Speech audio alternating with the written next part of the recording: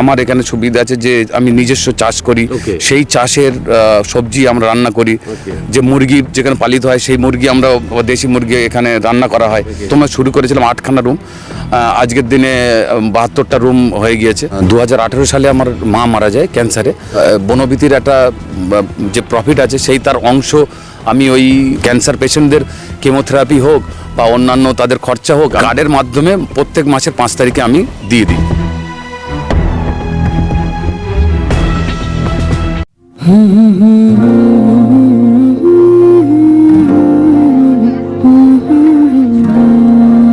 ছেলের মা তো আমারও বিয়ে দেখবে না নাকি? ভাই কপালে দিলাম ফোঁটা, জম দুয়ারে পড়লো কাটা, যমুনা দেয় জমকে ফোঁটা, আমি দিই আমার ভাইকে ফোঁটা। আমাকে ফোঁটা দেবে না মা? ভাই ফোঁটা না বোন ফোঁটা? দুটোই। আরে এবার একটা ক্লাসিক্যাল হোক না। আরে ক্লাসিক্যাল তো বুঝলাম, কিন্তু কি ভরতনাট্যম, কত্থক, ওড়িশি? ও ওয়েস্টার্ন। কেন, এটা ক্লাসিক্যাল না? নিশ্চয়ই। ভেঙে গড়ে সবাই সবার মতো করে, আমাদের বাঙালিয়ানা, বাংলার খাঁটি সোনা।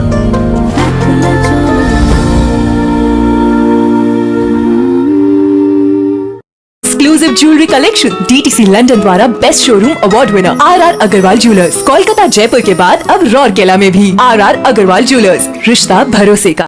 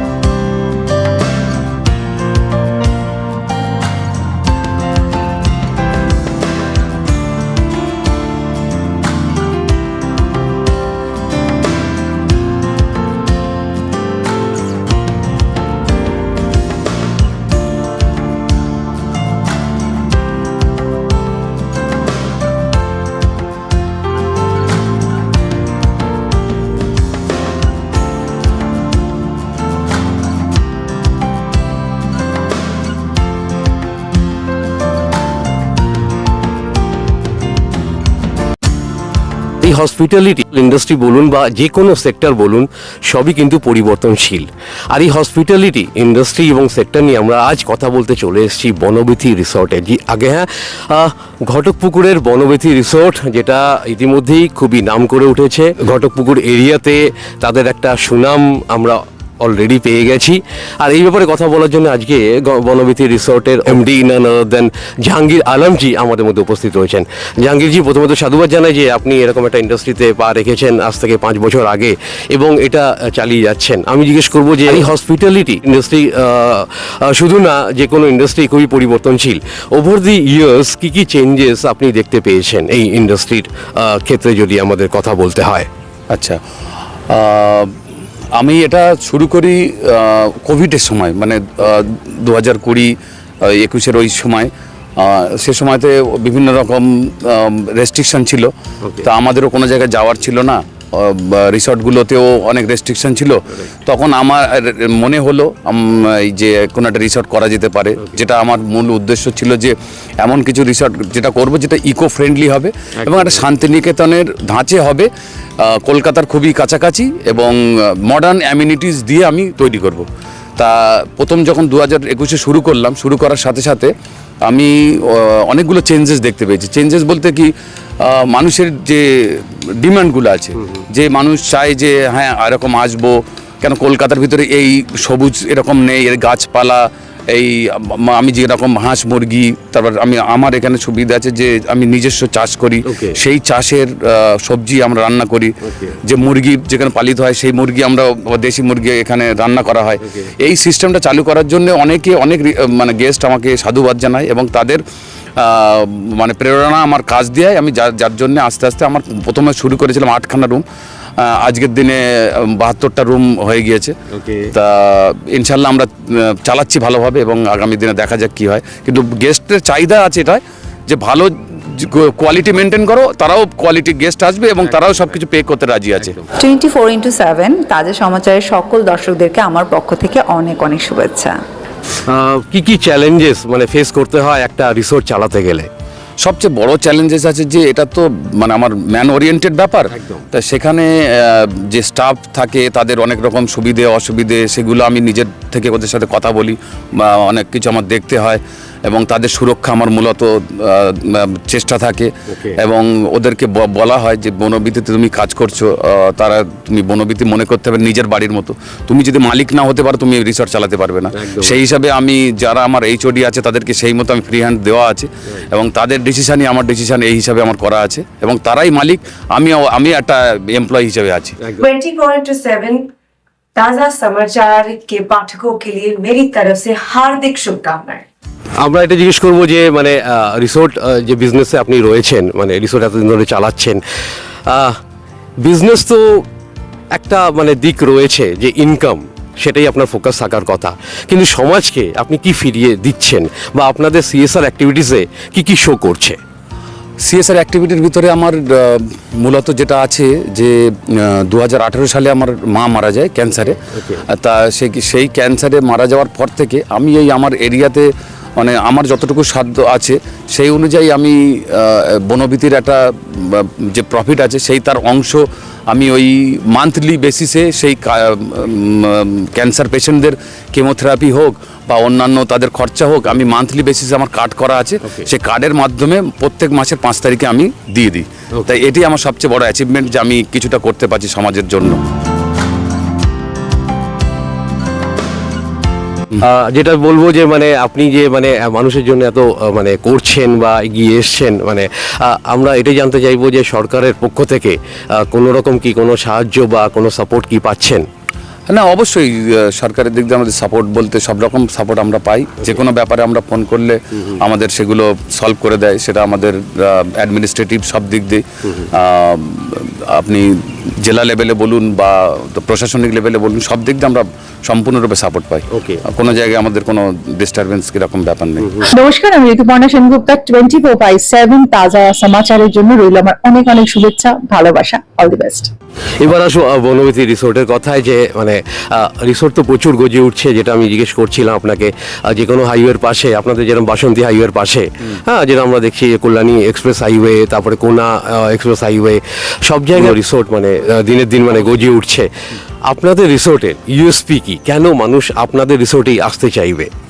আমাদের একটা ইউএসপি, সেটা হচ্ছে যে আমরা মানে রুমের কোয়ালিটি, ফুডের কোয়ালিটি, আমাদের যে ফুড দেওয়া হয় তার কোয়ান্টিটি, আমরা যেভাবে কিচেন মেনটেন করি, ওপেন কিচেন আছে, গ্লাস দেওয়া আছে যাতে গেস্টরা দেখতে পারে যে কেমনভাবে এটা মানে তৈরি হচ্ছে, সেই প্রিপারেশনটা ওরা দেখতে পারে। মানে লাইভ কিচেন আপনি রেখেছেন? আমার রাখা আছে, সেই এটাই আমার মূল ইউএসপি আছে যে আমি কোয়ালিটি মেনটেন করব, তাতে আমার যাই হোক না কেন তা।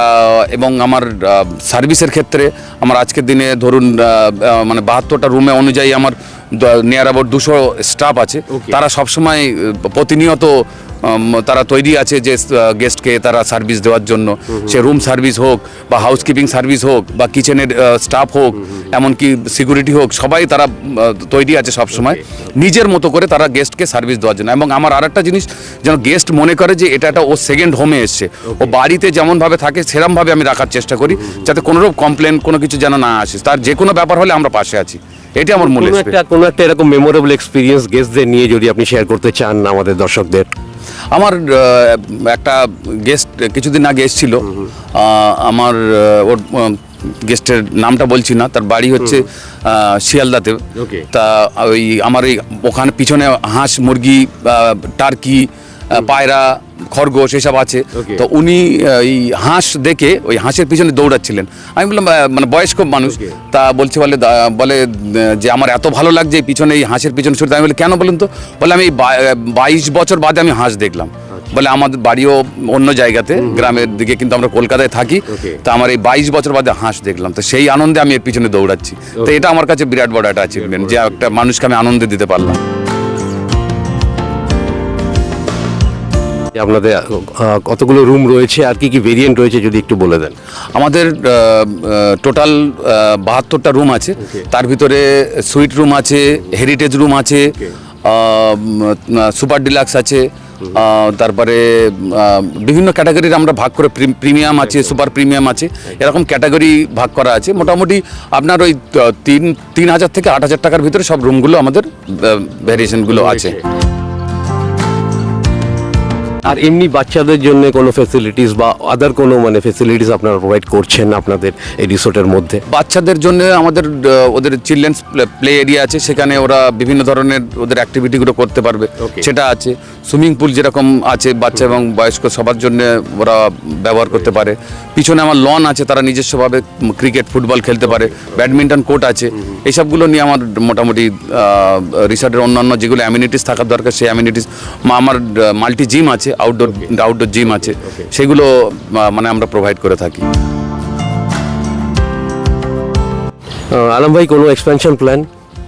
এক্সপেনশন প্ল্যান আমার আসছে বিভিন্ন ধরনের, যেমন ব্যাঙ্কোয়েট আসছে, আর অন্য এক্সট্রা আরও স্পা বা অন্য রুম কিছু মানে বাড়ানোর জন্য সেগুলো চেষ্টা চালানো হচ্ছে।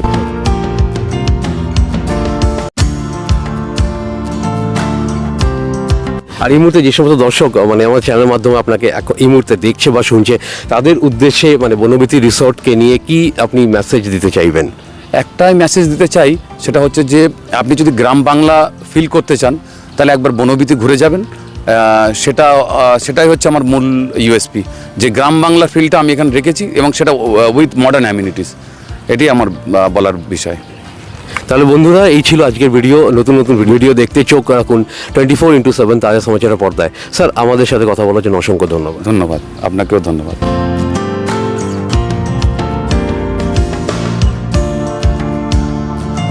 Exclusive jewellery collection DTC London द्वारा best showroom award winner RR Agarwal jewellers, Kolkata Jaipur के बाद अब रौरकेला में भी। RR अग्रवाल ज्वेलर्स, रिश्ता भरोसे का।